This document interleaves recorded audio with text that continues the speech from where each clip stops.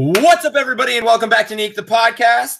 I am the glorious Geek Samurai, Chris Kiku Kubiak. Along with me, as always, is the Demon Sour Cream, Josh Rachel Finney, and of course, a man who needs no introduction, but has 75 of them, Ray Galley, Hawkmoon, Fat Man Mini Nuke Cheek Squeak Williams, the fanatic with the schematic, or as his friends have lovingly come to know him, Jethro Tull Gilligan III, but also known as Arthur Jethro Tull Gilligan IV, and soon to be known as Captain Toadface.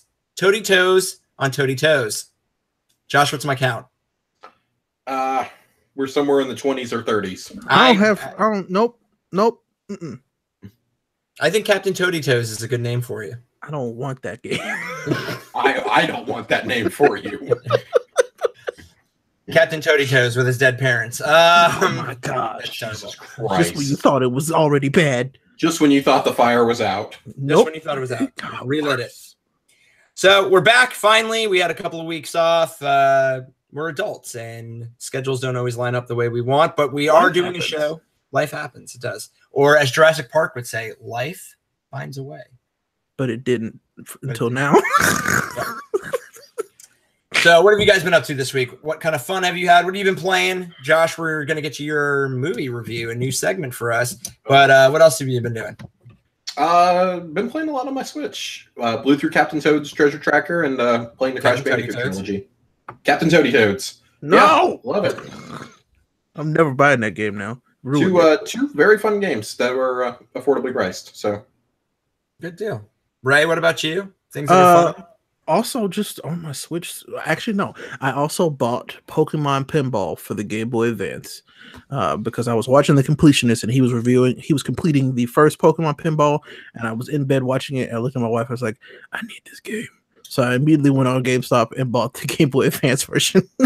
Speaking of Pokemon, Ray, you and I have been playing a lot of Pokemon Go lately. Yes, I actually just bought the Pokemon Go Plus because I have a problem. Oh my god, that's it! The reason Josh looks like Grizzly Adams is because he's not leaving himself enough time to shave in the morning because he's fucking playing Pokemon Go. Catching Regices and Registeals, yeah. I'm not going to lie. I'm not going to lie. Off of your chin. My phone sits up on my desk because my desk is directly over a Pokestop. Oh my god. And it is the one Pokestop on the entire street for blocks. So yeah, Pokemon Pinball, Pokemon Go, Octopath Traveler, because that came out. That was okay. I heard it was all right. If you've been listening to us long enough, you know that I really enjoy myself a good JRPG, and this is a fun JRPG. So it's a massive love letter written to the people who love the 16-bit Super Nintendo JRPGs. Gorgeous game, by the way. Gorgeous. Art style trumps realism, if you ask me, every time. And it's challenging. Yes, and then I have yet to hear one negative thing about that game. Oh, I've seen everyone I've talked to. I mean, that means you talk to good Jason Schreier's review. No. That means you talk to good people. It's okay. Anyway, and then last but not least, of course, Fortnite, because for some reason that is still popular, and I'm still playing it. They have found a way to really market the hell out of that game. It just won't. It doesn't stop. If you are a preteen, a teenager, or someone just entering your 20s, you are playing Fortnite. Just everybody who comes in to talk with me at my job, they are always like, yeah, I play a lot of Fortnite. And I'm just like, damn, man, this game is everywhere. People are everywhere doing the dancing. Apparently I was talking to some people the other day and they're like, yeah, they say that they have these Fortnite dance challenges at school. Yes. And I'm like, oh God, it's everywhere. So yeah, Fortnite is becoming can we use the word epidemic, or is it just kind of like a really, really, really, really popular fad? Sensation.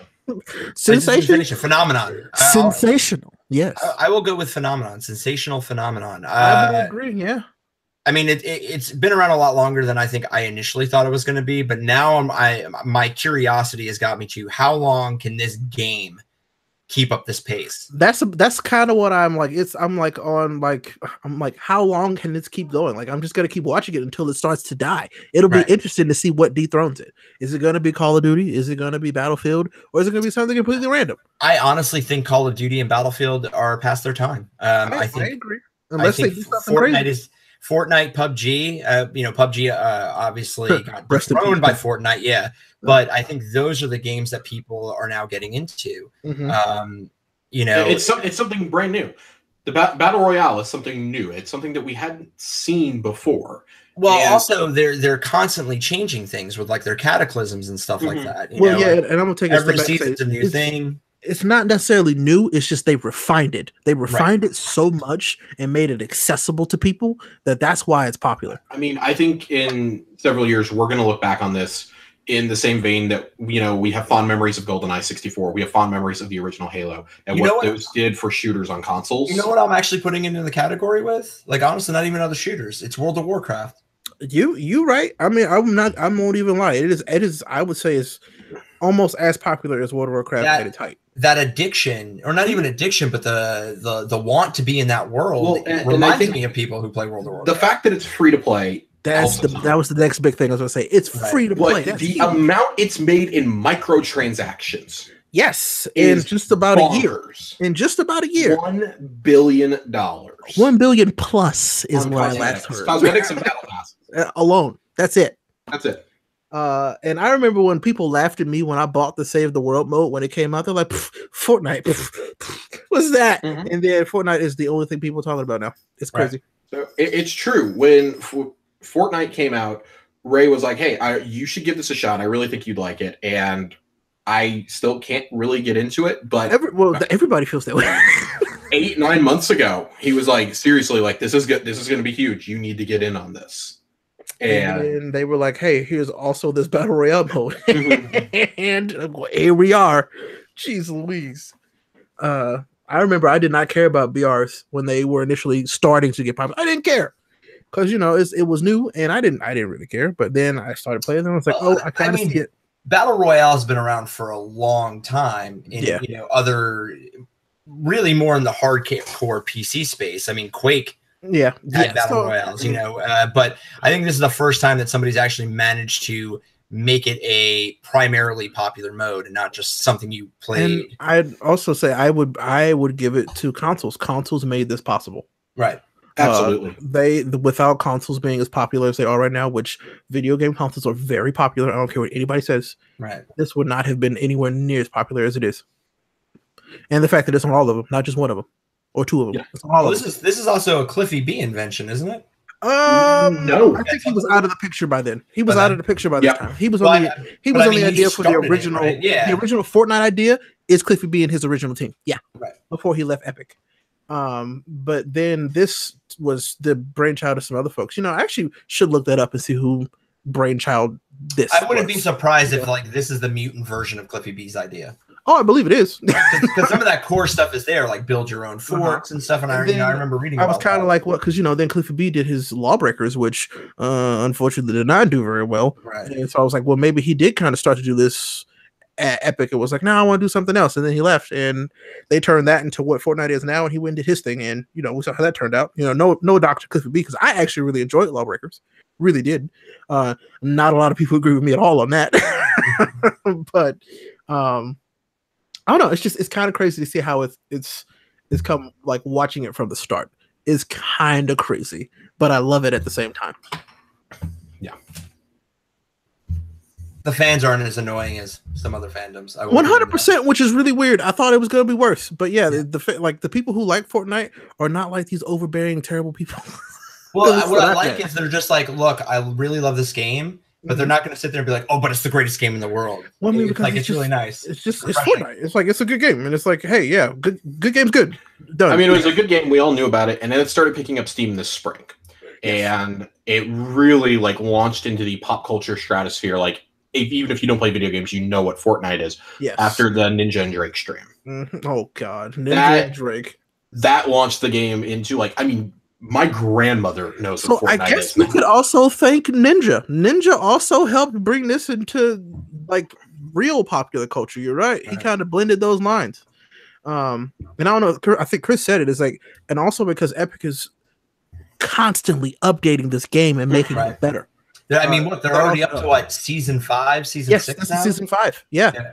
So that also meant it also helps that they're able to keep up with this game. They're able to keep up with the people playing their game, which makes a whole big difference. I mean, I really think you got to put the pinpoint in how popular it was when they're like, we're going to bring in Thanos in the Infinity Gauntlet, which was nuts. Well, like, and the Russo brothers said that they played it to relax during the editing. Exactly. Yeah. And that's crazy. That was before the game was even blowing up. It's just like, oh no, we found it. It was fun. So I'm looking forward to see where it ends up, in the next year. Absolutely. So, all right, enough about Fortnite. I'm sorry. For those of you listening, they're like, why are they talking about Fortnite? It's everywhere. Well, I mean, even if you don't like to play it, you do have to respect what it's doing exactly. now. And take notice of the fact of what it's doing. So exactly. Yes. We'll probably be playing it after we're done. Probably. I'm going back a few years. What have I been doing? I finally finished off God of War and I platinumed it. We could have done an episode sooner. We're going to go into great detail about that, but I think that time has kind of passed. Definitely love that game. If you haven't played it, you need to play it. You need to play it. It's one of those games that it's a must play game. The ending will rock your world. That's all I'm going to say.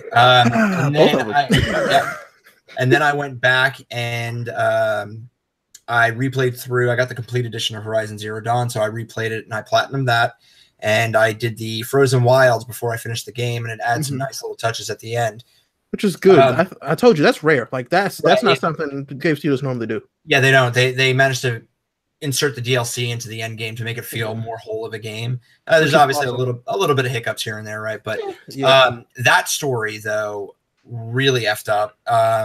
And I totally forgot like what actually Project Zero Dawn was. And then I remember, I remember when we were talking about Game of the Year, the year that came out. The reason why I wanted it to be Game of the Year is because of that story. Had the game mechanics itself been a little bit more like refined, man, they would have been easily Game of the Year. My biggest problem with it is that and this is my biggest problem with a lot of sandbox games, is that they don't need to be that big and filled with not a lot of shit. Don't get me wrong, it was beautiful to look at, beautiful to behold. It was cool that they tried to do a desert, frozen mountains and like a rainforest, and that's great. But beautiful. And then it was a chore to get around. Oh, I mean, once you got fast traveling, I mean, it was okay. But fast traveling takes you out of it. You know what I'm saying? Like if you got to fast travel everywhere, it kind of takes you out of the whole. I'm enjoying this world and it's beautiful because I'm like, I don't really feel like running back across the map to get to this other spot. Then the other thing about sandbox games that just kills me is like, why are we still doing like 50, 60 collectibles? Like for what? Like, yeah, the collectibles in this one at least had somewhat of a point. Some of them gave you like, interesting little story stuff. And then when you turn them in, I was like, all right, well, I just collected these like 90 metal flowers. Are you going to give me some awesome weapon? No. It was stuff I'd already passed, over by then. I don't know, like the collectibles were cool at first, and Crackdown was probably the only game that ever did collectibles in a really interesting way. I don't know why that was addicting. Finding those orbs, man. Well, yeah, because I mean, it leveled you up. That was, if you gave me collectibles, were like, no, if you get this, you're going to be like super duper powerful. Cool, I'll go do that all day long. But at some point where you're just like, all right, I got to sneak around this dinosaur to get this fucking metal flower that needs to be a part of a set, and then that set's going to give me like one token to get a piece of wire. Which is why I'm impressed that you platinumed it, because I realized that early on. I was like, I'm not going to waste my time with this. But it's awesome that you platinumed it. Well, yeah, I mean, I just that was definitely one of the games that I just felt the need that my love for it should show through my trophy list, right? And I've only got 2 platinums now, and that's God of War and Horizon. I'm about to start playing the Darksider series again. I finished the first one on the 360 when it first came out. I'm going to actually replay it here on my PS4. Let me know when you start 2, because I'll start it at the same time, and we'll go through 2 together. And then 2, I never actually finished. I think I played maybe 2 hours of it. I put like 15 hours into 2 and never finished it, and so I would like to go and finish that game. Yeah, it was my choice to do these 2 instead of picking up We Happy Few when it first comes out. mainly because spending $5 on PSN for 2 games total feels pretty good. Yeah, versus 50. I was like, all right, I'll get 80 hours out of these 2 games, and I'll go back to We Happy Few. But other than that, I've been watching a little bit of Star Wars Rebels. Actually, I've been enjoying that, which will tie Rebels into is so great. Tie into something we're going to talk about a little later. But I'm going to bring the mood down a little bit. Unfortunately, passings this past week. Steve Ditko, very famous comic book writer, and John Schnepp, a very famous director, both passed away. Steve Ditko was in his 80s. John Schnepp, though, only in his 60s, passed away from a massive 51. 51, my fault. Thank you. Passed away from a stroke, complications from a blood clot and whatnot. John Schnepp, I will go into, and I'll let Josh and Ray, go with Steve Ditko. John Schnepp primarily did the documentary for the Death of Superman, which was the Nicolas Cage starring vehicle, Whatever Happened to It and whatnot. He did a lot of other films, and he was a guest at Pensacon here in Pensacola many times, a frequent contributor and collaborator with us. Jeremy Branch did many interviews with him, and he was always a wonderful guy, and it's very sad to hear of his lossing. Or his loss, not lossing. Yeah, I only encountered him briefly, and that was actually at Pensacon in 2016 when I came down, and just very kind to everybody. We were walking back and forth through the media room all the time. He was taking time to talk to anybody who came by him. He didn't care if you were there to buy anything or to ask for a picture. Like, he would just sit there and talk to you. It was very warm and inviting. I know through a lot of his stuff they did with Collider. Absolutely. Did an awful lot with them over the years. And just his voice in the community, he was a very stable voice of reason in a very tumultuous time and among tumultuous fandoms. He was always the voice of reason. Everyone always respected what John Schnepp had to say. Yeah, his voice is going to be really missed. Absolutely. And then Steve Ditko, he created some characters, boy. Just a few. Just a few. Oh man, Spider-Man.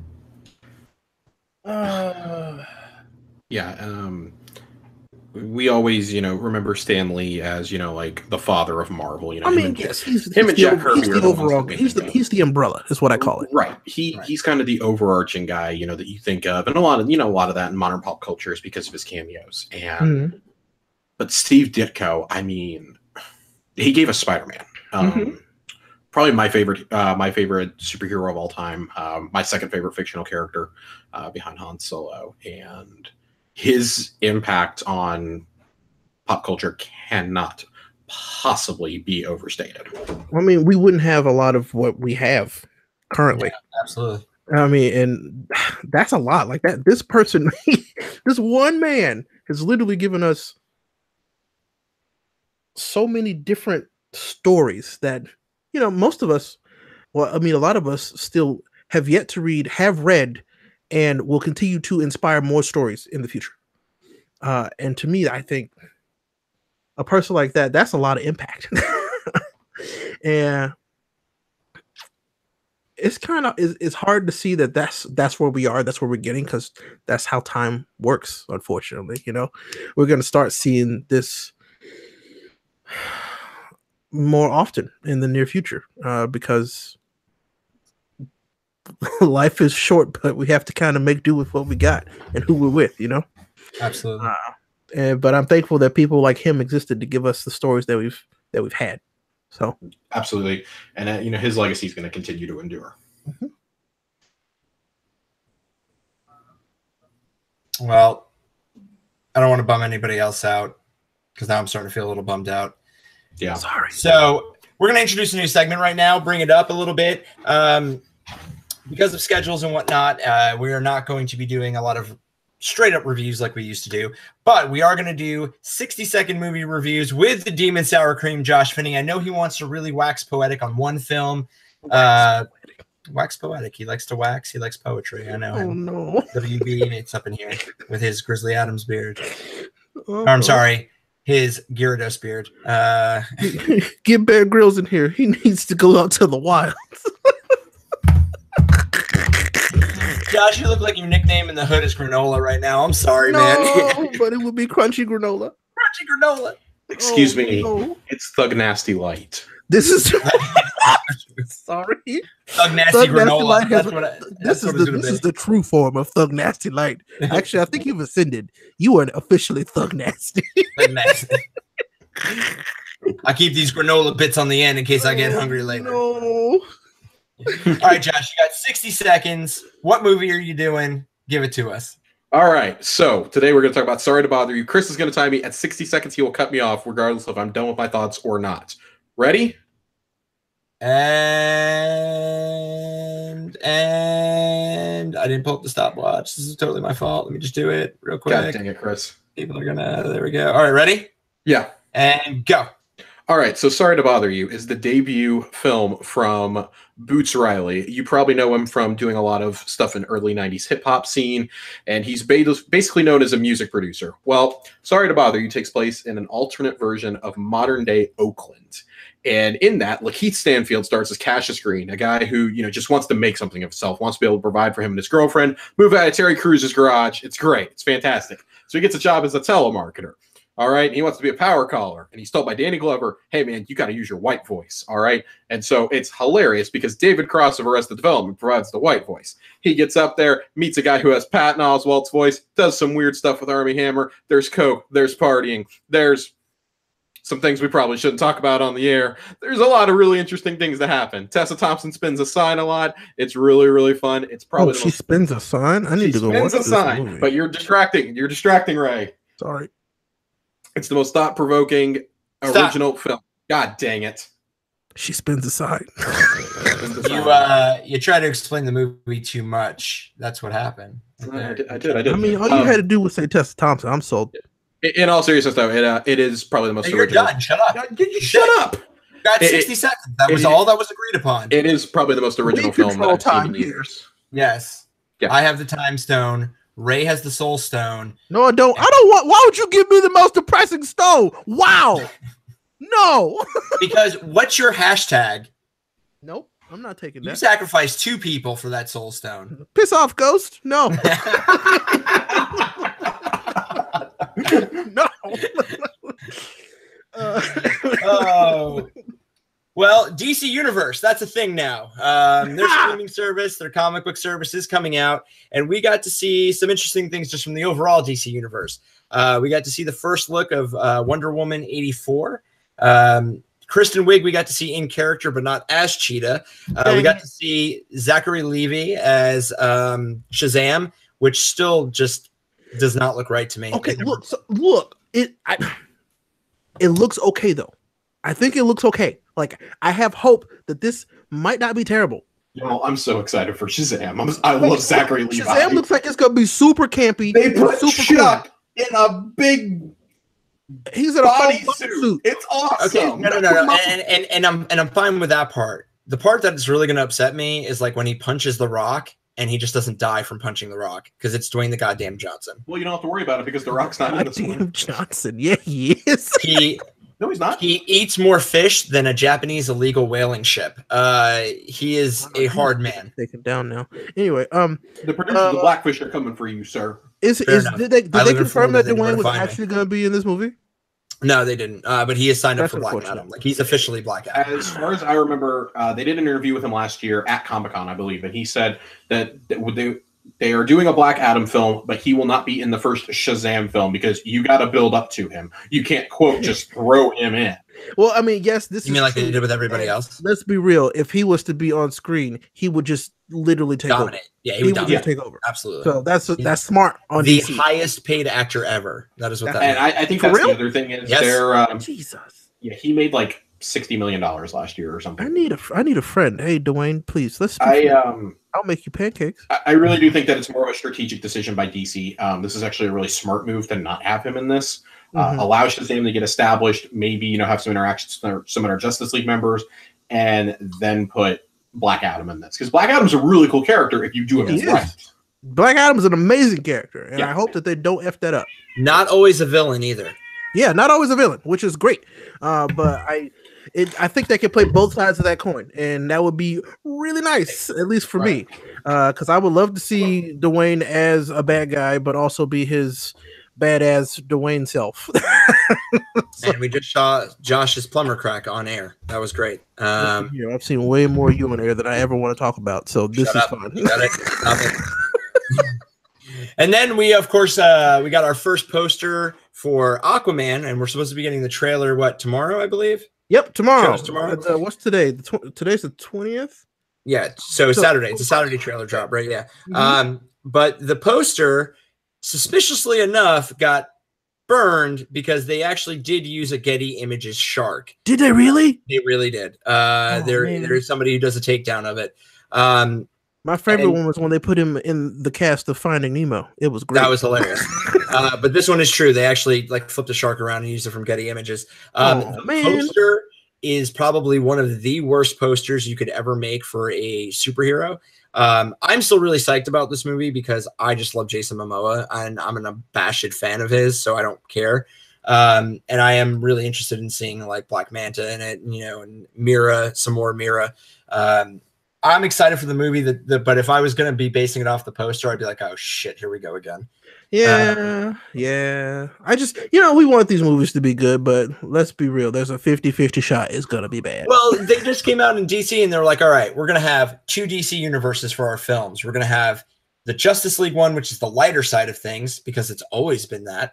And then we're going to have the more dark standalone films like Joaquin Phoenix's Joker, which is actually going to be a love story because all of these sick, twisted people still think that the Harley Quinn Joker love story is a really healthy relationship, but no. I think the thought is there, man, Joker or Harley Quinn make us a shit ton of money. No, I mean, obviously, right? Yeah. You have so many other characters you can explore, and you're just going back to the well of Batman. That's all it is. Think about it. They could have actually done a really good Hawkman, Hawkgirl movie. Absolutely. They could have done a really good one. Let's be real. They have enough lore that's interesting, and there are plenty of actors and actresses out there that could have done really well in those 2 roles. It could have been great. I got 3 things real fast on all of this. One, that poster is atrocious. I don't want to hear anything about Marvel's teaser posters ever again. Booty, butt, this made Iron Man 3 poster look booty great, butt by the way. Absolutely. Number 2, the poster that they're actually handing out at Hall H tomorrow looks fantastic. That poster, if I would have seen that, if I saw that in the theaters, I'd be like, man, I'm excited for this movie. It looks cool. Black Manta's suit has been revealed. It looks awesome. Oh, yeah, I have to see that on display. Oh, no, it is awesome. Beautiful. Yep. Just keep going. But it legit looks like Black Manta from the comic books. Yeah, I'm happy they didn't. By the way, that's hard to F up. So I'm glad they didn't. No, but it doesn't look like it's hokey. That's the thing. It looks legit. I mean, I don't want to be that person because I know a lot of people are just so tired of being negative about DC, and I'm not trying to be that person. I genuinely am really excited for Shazam. And I could not care less for Aquaman. If you've listened to this show ever, you know that this is the movie I do not care about. Almost less than Suicide Squad. Somehow they did it with Black Manta, by the way. That is incredible. I really, really, really hope that Aquaman shocks me. I hope it surprises me. I hope it's good because you got to get some hits coming soon. Wonder Woman was like a diamond in the rough at this point. And this is the first one they've put out since Wonder Woman. And if this is good, it's going to carry them through the next year with Shazam and Wonder Woman 84. The Joaquin Phoenix Joker movie is coming out next October, which is completely unrelated to any of this. But They did it. They got me interested in a Joker movie. So I'm pretty interested to see what happens with DC. I really feel like they're trying to get their major things out before Infinity War 2 and Homecoming 2 come out next year, because at that point, I think we all kind of feel the same way. The hype is going to start drastically scaling back on these movies. Yeah, like once Infinity War wraps up, I feel like superhero that's like literally the sunset kind of starting to set. I think we're at the peak right now. Right? We've talked about this already. Is that saturation, and it keeps getting pushed back? Like, no, these movies are doing better and better and better and better and better.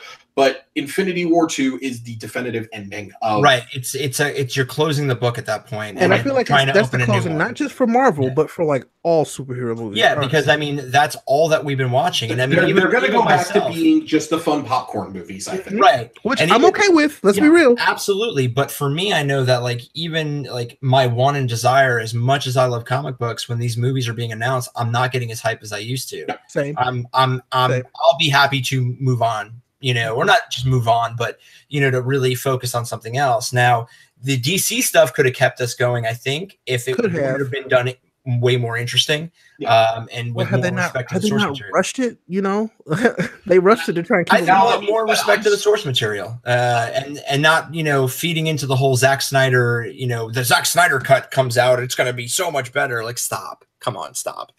Yeah, I'm excited for, some projects down the pipeline. I mean, of course, it goes without saying, we're all excited to see where Infinity War ends. We're excited for Captain Marvel. Absolutely. And, I personally am really, really excited to see how Homecoming 2 picks up the threads, not even 2 months after. Far From Home? Far From Home, whatever. I'm calling it Homecoming 2. It basically is. But it's Spider-Man Prom. Right. How are they going to take, that's a lot of pressure for a Spider-Man movie. Hey, bring home the Marvel franchise after we figure out how the biggest event in movies and hero history wraps up. I will tell you though, after seeing Tom Holland's 3 turns in this universe, I am more confident than ever that he is set to pick up that torch. And I honestly don't think anyone is interested in Venom. No. I mean, it's because everybody's like, well, where's Spider-Man? And that's right. The only Spider-Man movie this year is Into the Spider-Verse. Which I'm also really excited about. Oh God, that looks amazing. We'll get to that. We're talking DC right now. We need to back it up. All right, back it up. Teen Titans Go movie is coming out. We've gotten to see some next week. That. Yes, I believe so. I can't wait. Looks really funny. Thank God Deathpool is in it. Deadstroke, whatever his name is. Slade. Slade. And then, of course, Young Justice is coming back. Everybody's excited about that. So, man, I could have yelled real loud just then, but I spared all of you. You're welcome. I'm really excited for Young Justice. I'm so excited. It is one of my most favorite DC things. And then we got a trailer. Oh, we got a trailer. All of us were super excited when we found out there was going to be a live action version of either Teen Titans or Titans. So excited because we are all big Nightwing fans, and we were like, yes, finally a live action Nightwing. Let's see it.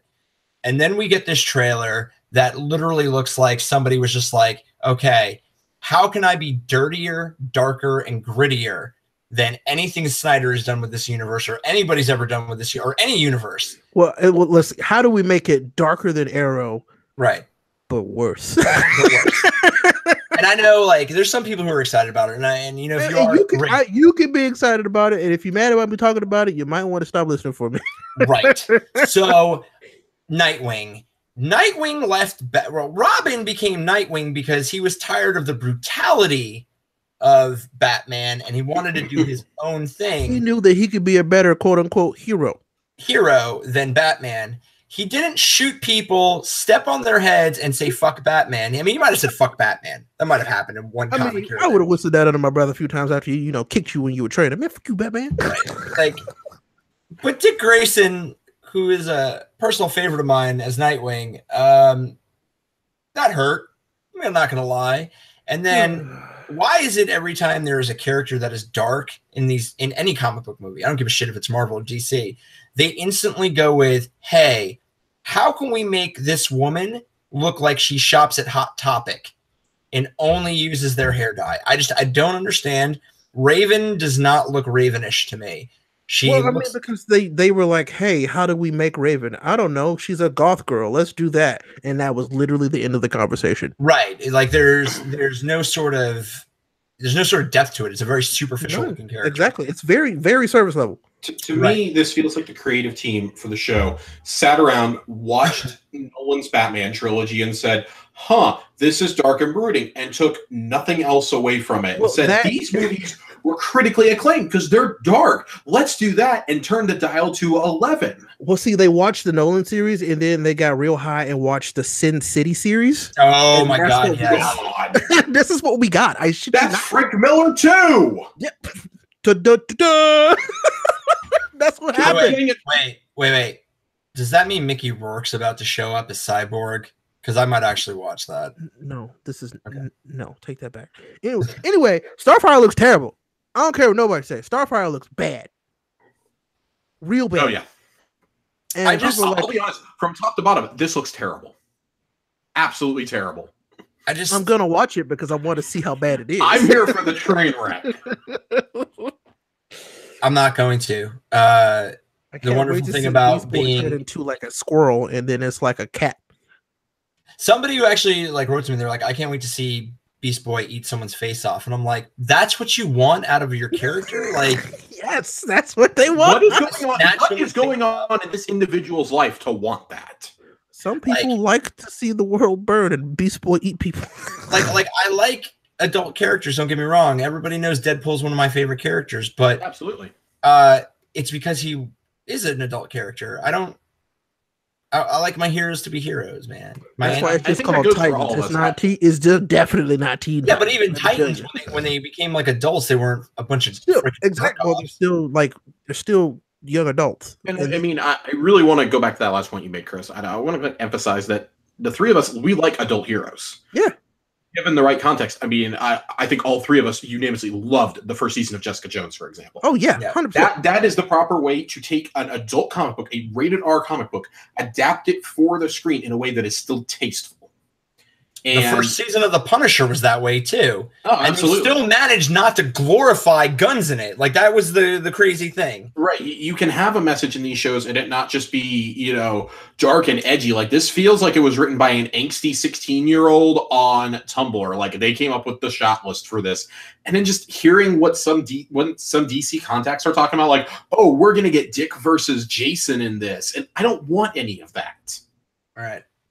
Sounds real fan servicey in the not good way. No, it's fan servicey to those who literally only know The Dark Knight Returns onward. Or the people that still think that, it's the darkness is the cool thing in Batman, but nothing else. Right. Yeah, no. Well, if you're excited about this and you're listening to this, tell me why. I'm legitimately interested to hear why you're excited about Titans. And we promise not to make fun of you. I'm not gonna make fun of you. I want to hear. I will actually talk with you about it. I want to hear why you're excited about it. I mean, I'm not. I don't know if I could be swayed either, but I'd be curious to have a conversation about it. So absolutely. Let us know. Well, we also got some Star Wars news that came out. Of course, Billy D. Williams coming back as Lando Calrissian. Can he take that throne back from Donald Glover? That was the question. Maybe not. I mean, they can share a throne, or he can pass on. This is him passing on the torch, maybe. I still feel like he should have been in the last movie, but absolutely. I won't go into that at all. Because I've heard enough about The Last Jedi. So yeah, we're done talking about that movie. I'm excited that he's back, and that's it.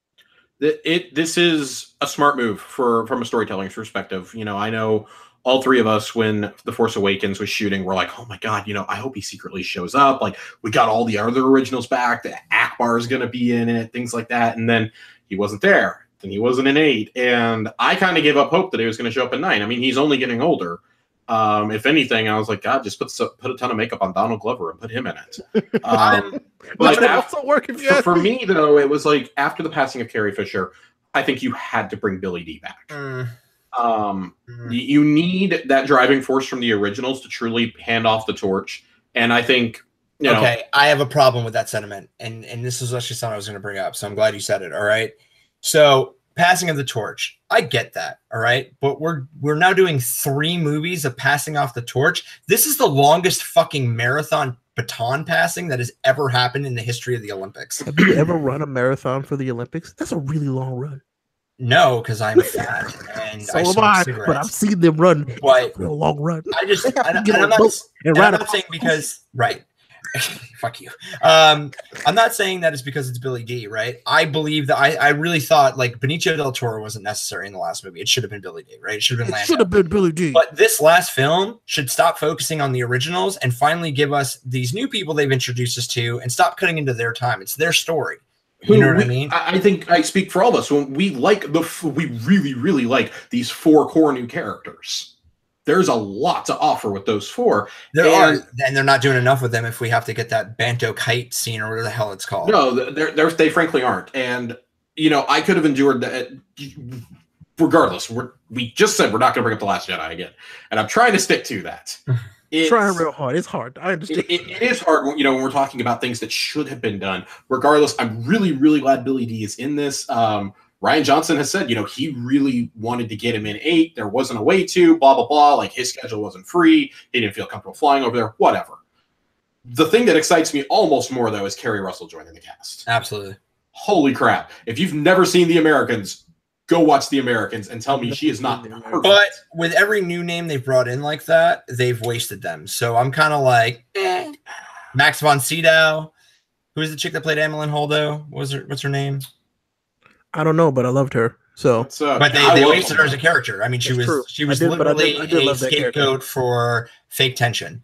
So is that what Kerry Russell's going to be? Is that who she is? Hopefully, unless Kerry Russell comes out and goes, "I'm Mara Jade, and I'm your mother, and I'm dead, Ray." I'm not interested at this point. I think there's really only 2 or 3 possibilities.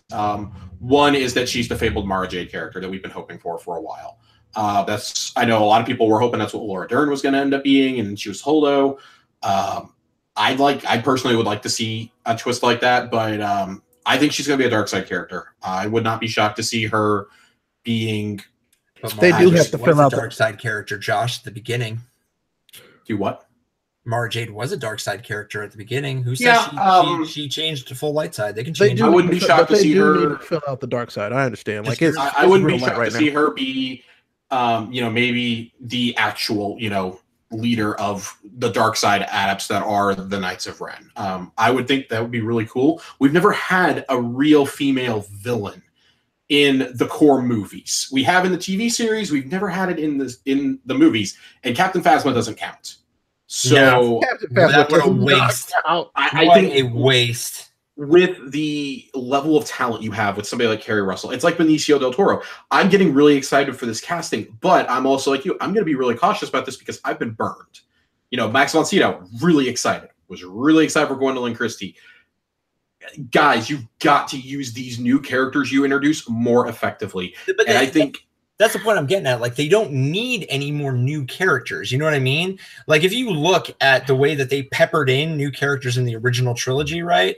Like, it still gave focus to those core characters. I feel like every time we get a new character in this fucking series, we lose shit about Finn. And I'm going to admit, I'm bitter as fuck that he's not a Jedi by this point. Please don't bring that up. Because that's a sore subject. I have a silent rage. That is a very sore subject because one of the coolest scenes in this whole new Star Wars thing was when he had lightsaber. Yes, when he had a lightsaber. It was one of the coolest scenes in the new Star Wars, period. But not only that, he parried with Kylo Ren, a master of the Force. So yes, I don't know. And then I'm sorry, like, and this is not to harass the actress, like the chick who played Rose Tycho. No, I'm not harassing them. This is purely about Star Wars. What I'm about to say is that is just such an unnecessary subplot to get to nowhere. Literally, it is a long roundabout story just to get them to where they need to be. Had it been so much better. Go and get Billy D, it would have been fine. Way more sense. But I digress. I want to move on. We're not writers, so what do we know? I don't know. Though Josh did inform us, though, that Star Wars is going to have a bunch of anthology comics pairing up different groups, like Obi-Wan and Darth Maul in one series. Josh, why don't you tell us a little bit more about that? So the comics are going to kind of play off each other. They're going to be individual stories. They're just going to be released in duos. So like you'll get one story the second week of the month, the other one on the fourth week. So like the first set is going to be there's going to be a Qui-Gon Jinn comic and then a Darth Maul one. There's going to be an Obi-Wan and a Jango Fett, Padme and I want to say Grievous is going to have one. And then there's going to be 2 more, but there's going to be 8 for each era, which makes me really, really excited. They're going to start being published later this year, I believe, and they're going to go into next year. So this is going to be part of the lead up to 9 with all the stuff that's coming out with the prequels. You know, the Clone Wars is coming back. We're getting some novels set in that time. The new Thrawn novel is half set in the Clone Wars. It's almost impossible to think that they're not going to bring everything full circle soon. And I'm really excited for that. I'm ready to leave the prequels and the original trilogy behind for good. I'm ready for that. And I think this comic series is going to help bridge that. I think the Poe Dameron series has helped that. Marvel is kind of the unsung hero of the extended universe right now, ever since the Disney acquisition. They've had very few misses in regards to their comics. They're telling more nuanced stories that aren't big enough for a novel, but also shouldn't completely be forgotten. We've got the best Obi-Wan Anakin story outside of the Clone Wars series. We've gotten an amazing Lando series. Well, let's move forward a little bit, because you keep bringing up the Clone Wars, and they're bringing the Clone Wars back. And before you guys put in your 2 cents, I want to put in mine, if you don't mind. I'll give you $1. Thank you. So we get 5 seasons of the Clone Wars, right? 6 seasons. For real? That's how really? So we had 5. They got canceled. We got a 6th on Netflix. We got a 6th on Netflix. That's right. So there were 6, right? So you're going to bring back the Clone Wars, which pretty much is finished. I mean, let's just, not just the cartoon, but the actual Clone Wars. I mean, we know what happens at the end. But y'all motherfuckers can't bring me back no Rebels. Let me know what happened to Ezra Bridger. Where my Ezra Bridger at? Why is he lost in fucking space and time? No, sir. I want my Ezra Bridger back. Bring me Rebels. Bring Rebels back. We don't need any more Clone Wars. Nobody gives a shit about Anakin Skywalker anymore. You shoved it down our throats long enough. And not only that, Ahsoka, much cooler as an older lady. I'm not going to... Rebels. Bring Rebels back. I'm done. Yeah, I co-sign on all that. As someone who has tried for so long to get into Clone Wars and has watched about 3.5 seasons of it, I've accepted at this point it's not for me. Whereas I fell in love with Rebels almost instantly when I started watching it. We struggled to get through season 1 a little bit, but then we binged seasons 2 and 3, and I actually need to get around to finishing 4, even though I know what happens. Very excited. As everyone knows, Chris and I love Thrawn so much. Oh my God, do we? And we finally got him on screen with this. To me, that's Not Dave the Filoni's blue masterpiece. guy. Yes, it is the blue guy. Okay. Just being Great. sure that I knew what was Catch happening. these hands. You can catch these hands tax free. That's pretty good. Back to school hands there. I'm really excited for Filoni's new series, Resistance, that's supposed to come out with the streaming service. Target red card hands. It baffles me why we are going back to the Clone Wars for a 3rd freaking time. You called the last anthology of them the Lost Episodes. Now you're doing this, and I get it. Okay, we're going to see the Siege of Mandalore. That we got to see some of the storyboards for it, I believe. We knew that that's where they were going to take this story in a final season. But they've done some novels that have wrapped up the loose ends. They did an Ahsoka novel. They did Dark Disciple, which was awesome, by the way. Quinlan Vos is amazing. But I cannot for the life of me figure out why we need another round of the Clone Wars. Because going to be people, well, why'd you cancel it again? Like, I don't want to go down this road every 18 months. I don't see the point. Like, I really don't. You're telling me zero point to this. That in this entire expanded universe, even if they brought him back the old EU, you can't find another fucking story to tell that would be interesting. I can point out to like 9. I complain so much about the original trilogy and how we need to let go of that, but my God, the prequel apologists might almost be worse, because there's a whole 10-year gap between Phantom Menace and Attack of the Clones. You're not going to do anything in that? Nope.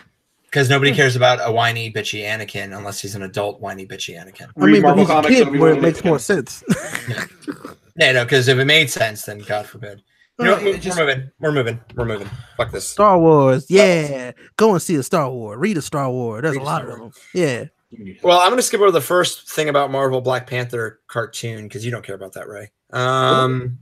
Oh, yeah, no. Marvel is coming out with a new cartoon of our favorite Wakandan prince, T'Challa Flower. I don't know that one. Sorry. I don't know that one. Try again. You know T'Challa Flower? No, I don't. I don't know what you're talking about. Put some cheese on them. No. And Wakanda eat them forever. Moving on. We're not even. Nope. You ruined it. We're not talking about this no more. Nope. Well, we were talking about Spider-Man a little bit earlier, and of course, we got treated to being able to be shown to a new Spider-Man PS4 Pro coming out. All beautiful. Red with the white symbol on it. It's beautiful. Absolutely beautiful. I've already asked if I could have that for my birthday. Brittany said no. Good answer. Attached to the Black Panther cartoon is that Shuri, his sister, will finally have her own goddamn comic. Yes, written by a Nigerian American woman. So rightfully so. So I'm interested. But anyway, what about Marvel Rising? Do tell, Ray. Do tell. This is a cartoon I think it's a mostly female cast, isn't it? It is a female cast. Yeah, that's what I figured. So, well, no, Patriots on it. But yeah, Silk, or no, her name's Ghost Spider now. We could talk about that, but I don't really want to talk about it. Wait, did you just say Silk's name is Ghost Spider now? Her name is Ghost Spider. That sounds like a really bad fucking like Aquanet product. I spray Ghost Spider in my hair. Get to stay. No, that sounds like a bug killer. Ghost Spider. All the spiders be ghosts now. Anyway. I ghosted them spiders.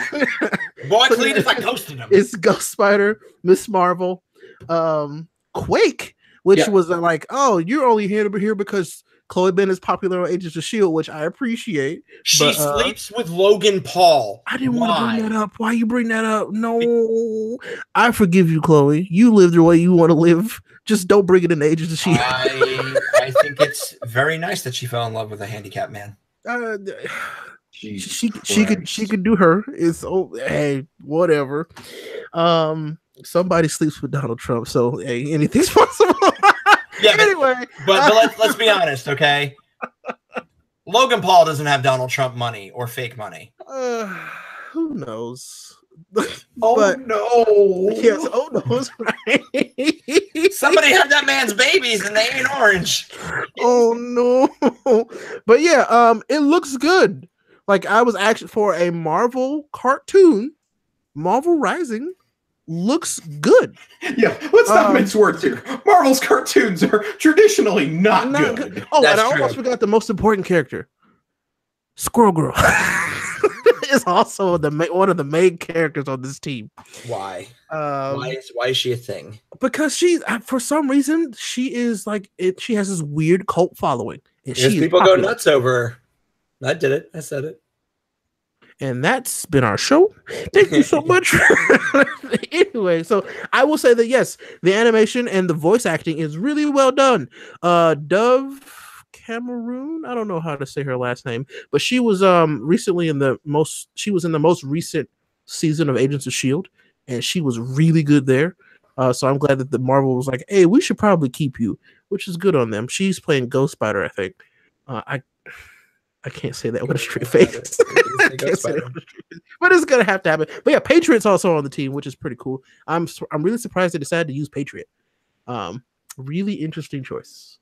So, but it looks all right. The trailer looks cool. Check out the trailer. Let me know what you think. And then, of course, we have a new Spider-Verse trailer that we haven't watched yet because it just came out as we started recording. But I'm watching it now.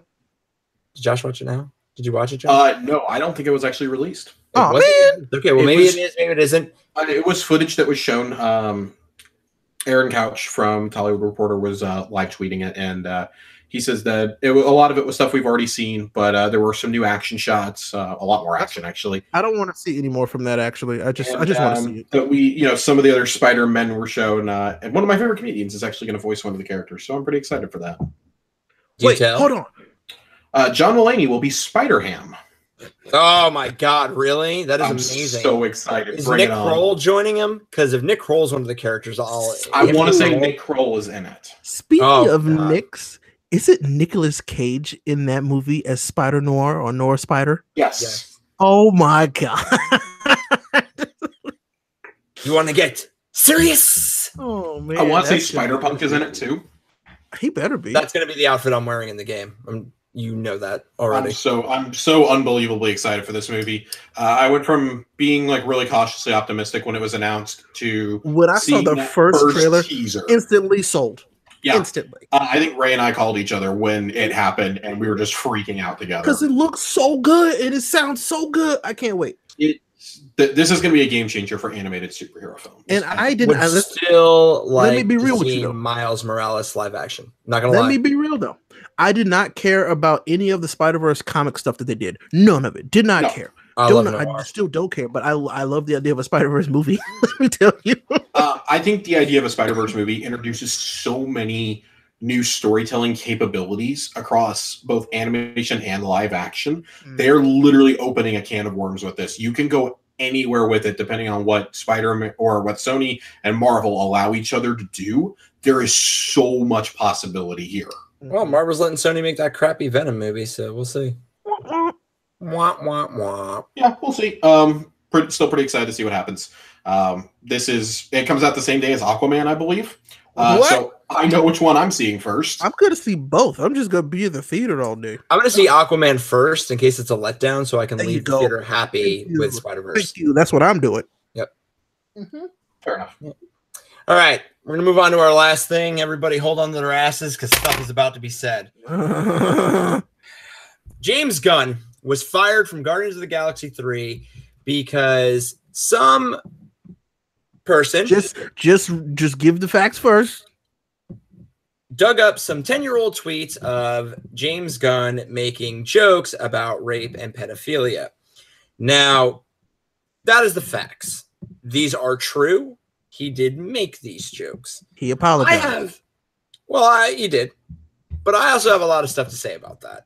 So I don't know if you guys want me to start or if you guys want to start in on this and just you could start, but keep it brief. Give me the cliff notes. 60 seconds. Yeah, you know that ain't gonna happen. Your opening argument, counselor. James Gunn originally started off as a comedic writer. And this is something that obviously in the space that he put these jokes out into, people sit there and go, there are some things you just can't joke about.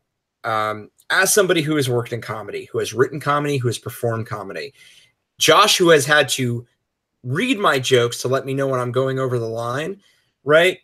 When you are riffing on something and you're making jokes, you say awful shit. And I'm going to be even more open than that. If you are a human being breathing air right now, at one point in time, you have said something so ungodly awful, either in your head or out loud. And the fact that it's not online, you should be kissing your own ass about.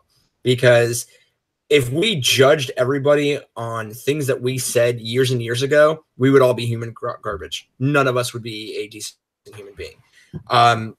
Now, you can say that, joking about rape and joking about pedophilia is not funny. And that is definitely a true statement, and it is your opinion. Very true.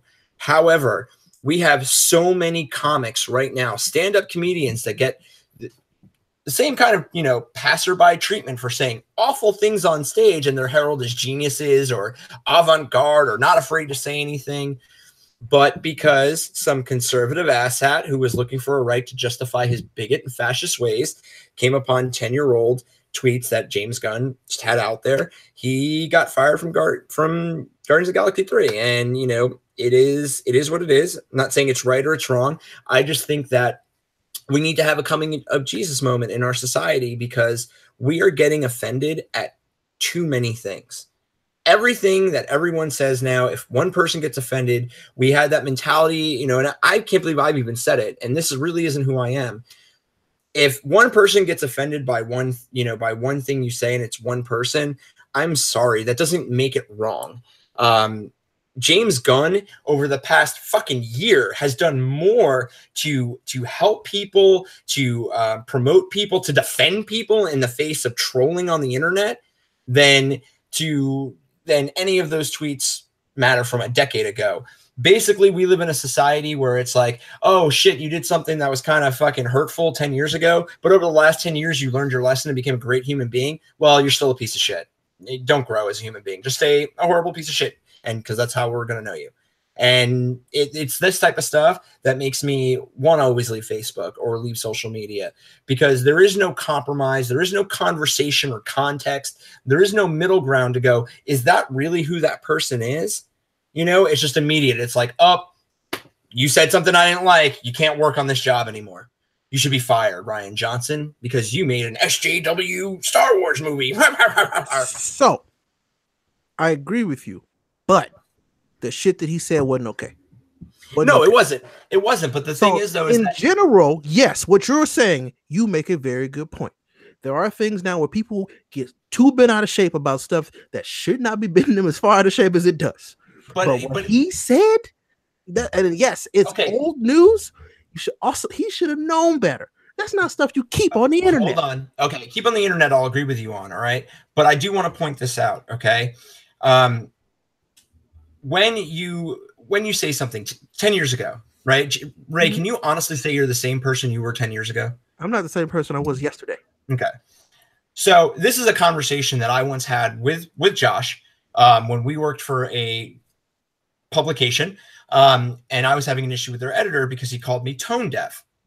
I am 36 years old, or I will be in September. Okay, solid decade. When I was Josh's age, it was still socially acceptable. It wasn't right. I'm not saying it was right that we did this, but it was considered socially acceptable to call your friends the F word, not fuck, the other F word. And notice I'm centering myself right now because I've learned my lesson. But to call each other the F word and to say things that were negative were gay, not realizing that it actually wasn't the right thing. We've had to teach ourselves to speak differently.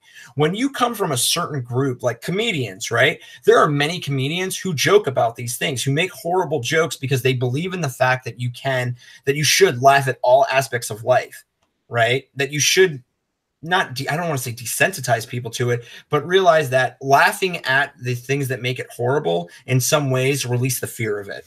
Now, granted, it's on the internet and he probably should have deleted that shit, so on and so forth, but he should have known better. He should have known better. No. Later on, he should have probably gone back and deleted it. But that's what I'm saying. At the time, he did what he did. Right. And also, if you look at how much stuff he's done since then, how much he's written and stuff, he probably even forgot he wrote about that shit. And it kills me on the inside that we are really going to derail someone who has meant so much to us in the entertainment field over the last decade since those fucking tweets came out that, we're just like, you did this 10 years ago. We're not asking, has he changed? Can we give him a pass on this? Can we let him apologize, throw himself down on the altar of sacrifice and say, this is not who I am anymore, and let him continue going on? No, we can't. It has to just be burned down and destroyed. Nah, it doesn't have to be that way. It's just that's the way it is. In the position that he's in and the company that he works for, they made that decision. They didn't have to. But here's the thing, though, right? Is that when I look at the whole world, has he said the worst things in a public office, in an entertainment field, or anything like that over the past 16 months? Absolutely not. Nope. Absolutely not. And this fucking extreme bullshit on both sides of the political spectrum that are just like that he did say it, which sucks. Because yes, he is not that same person. I mean, I personally don't know, but I can see that. I can tell that he isn't. But the president of the United States bragged about sexually assaulting women on fucking tape, and this man is the leader of the soon not to be free world. See, and that's why honestly, and I hate to put it like this, but you can't compare the president of the United States to James Gunn. It's a totally different animal, a whole different situation. Still sucks. Still should not be the way it Johnny Depp still has a job after being accused of. Oh yes, he does. He's still Grindelwald. He still is. But I mean, in fairness to the facts that came out, there were some things against Amber Heard as well towards Johnny, which people seem to skip over because he's, Well, like I said, I feel like this is one of those things that's purely. He owned up to it. I mean, I give James Gunn that this is happening, that people are taking people's past and weaponizing them. But you know what? That's the culture of the internet right now. I still feel like he should have taken. I feel like he should have never said that shit. That shit ain't funny. He should have never said it anyway. but I mean that's the individual perspective, right? It's not like I went back to the tweets and I laughed my ass off. You know what I mean? But as somebody who, and Josh knows, like I've sent him many jokes whenever I've done my skits. There are some jokes that Josh has sent back to me and go, never utter that out loud. You know what I mean? It's because you look for the gag. You look for what's going to elicit a reaction. He used the internet as that filter. He didn't use the Josh as his filter. But here's the thing, though. That's his mistake. True. However, here's the thing. I have sent Josh tweets, right? I was about to hit post, and he's like, don't fucking do it. Now, once again, he didn't use a Josh as a filter. But this was 10 years ago. 10 years ago, I would have done the same thing. I'm not going to lie to you. The most coarse, worst thing that came to my head, I would have put it out. And just to piss somebody off, just to elicit something. But the thing is, you are also not in the position that he's in, and there are people who want to hurt him. Oh, absolutely. There are people who wanted to hurt him, and they did. And of course, he just has to kind of take what happened, because that's just the way it is right now.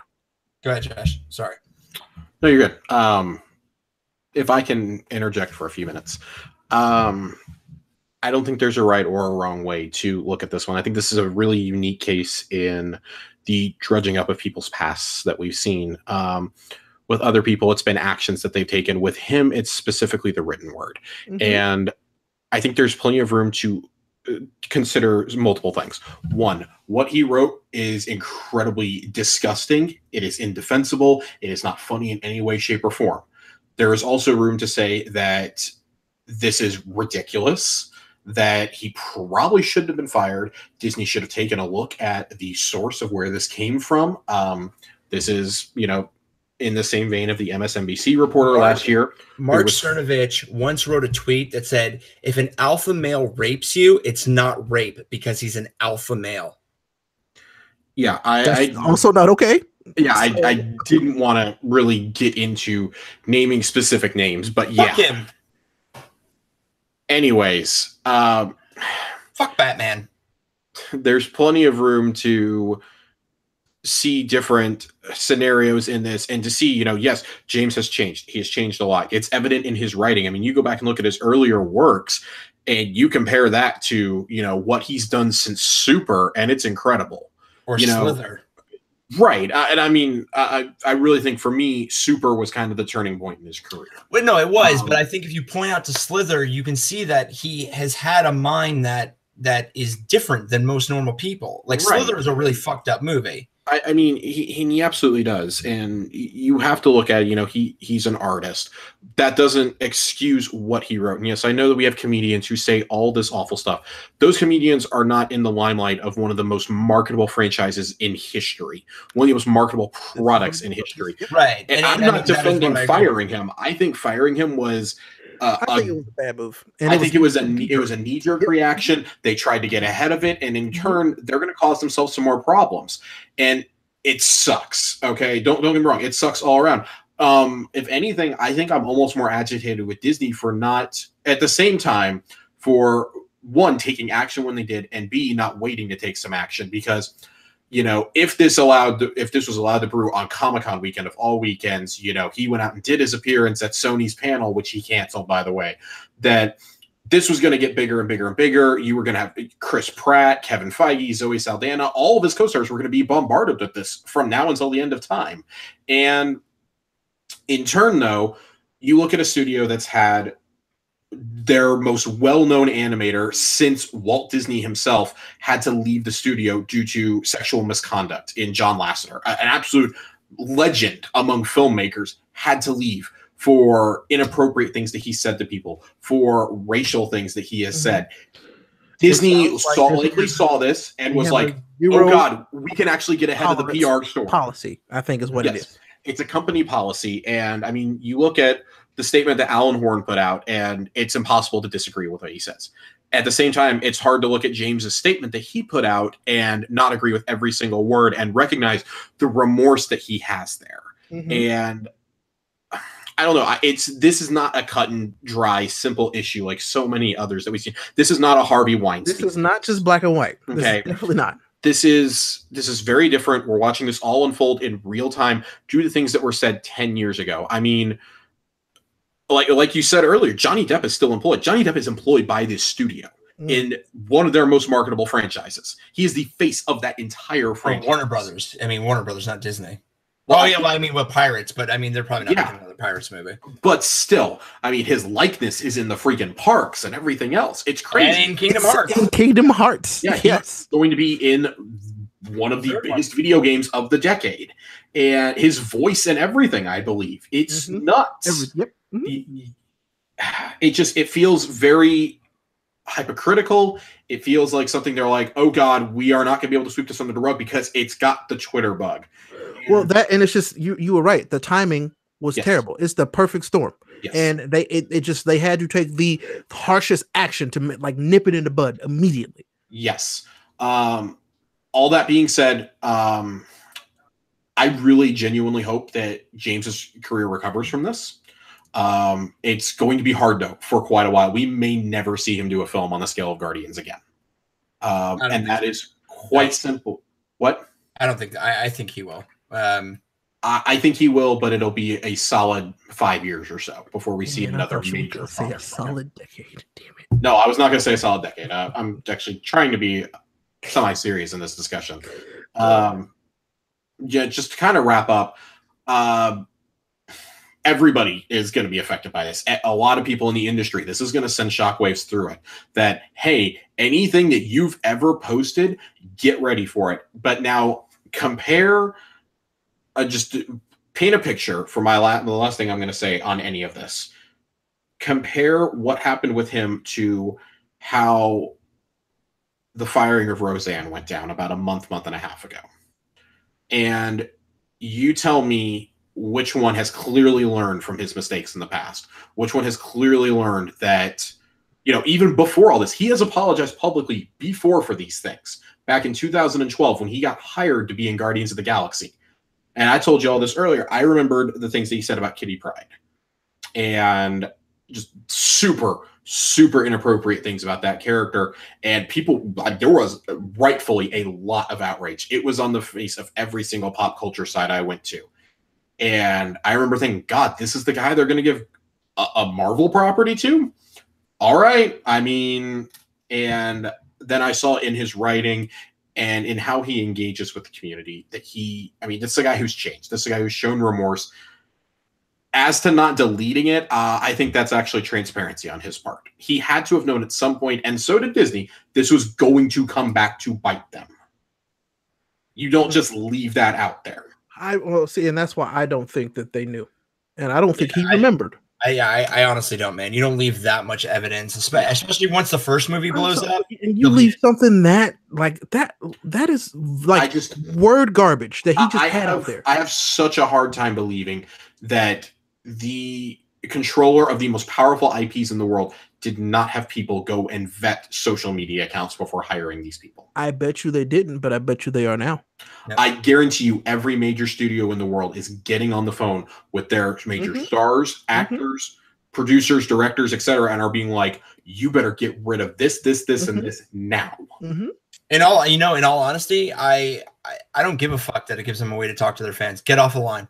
Seriously, just do it, because in today's day and age, it's being weaponized. It is so 100%. So weaponized. Like, yeah, you want to do a podcast and say something awful? Cool. I do it all the time. Don't worry about it. But if you're going to sit there and write some words in a moment and fucking forget because you're in a conversation with somebody else and someone's going to be like, oh, well, you're a homophobe. Like, what? No, man. I mean, digging up shit that people said 10 years ago this guy that did this, that brought attention to it, the only reason he has done it is not because he thinks James Gunn is a piece of shit. It's not because he thinks he, missed out on a job or anything. It's because this guy is an actual racist and a bigot, and he is looking for any and all justification to continue with that sort of hatred. And if he can point out to somebody on the opposite side of him going, he's a terrible piece of shit like me, so I can continue doing me. That's the only reason this came to light. The only reason. The internet is a very strange place right now. It's being used more for, I think, there's a lot of good being done, but there's also a lot of terrible stuff. Yeah, that's just happening online every day. I woke up to something this morning. I saw it. It was so true. It says, it was a quote from the director of national intelligence of all people. And he says, I go into my staff in the morning and I'm like, oh God, what did I miss while I was asleep? And somebody quoted that on Twitter and put, same, but that's me when I open up my Twitter when I wake up. And it's so true. Social media seems to be more and more a cesspool of negativity. I mean, look no farther than I think we all agree that Rose Tico is a very weak character in The Last Jedi, but look at how Kelly Marie Tran was driven off social media. How she was treated by how she's been treated since she was announced. Look how John Boyega was being treated when he was cast as Finn.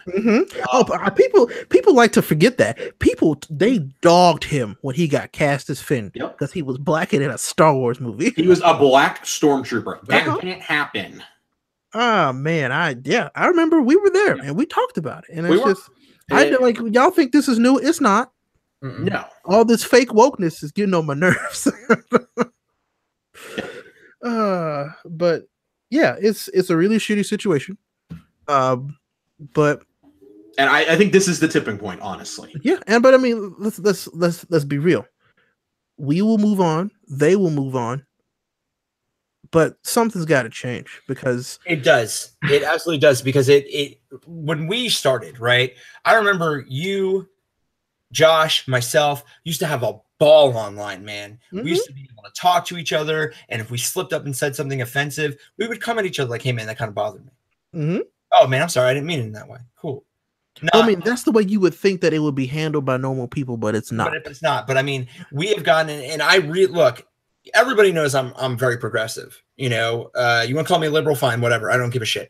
But at this point in time, I hate whoever calls themselves a conservative or a liberal because it's extremism on both sides. There is no let's have a conversation and let's just talk about this stuff. Maybe I can help better understand you. You can help better understand me. It's none of that. It's immediately like you said these things. The people who do want to have conversations, they do exist. It's just that the extremists on both sides are much louder and get more attention than everybody else because that's what it is now.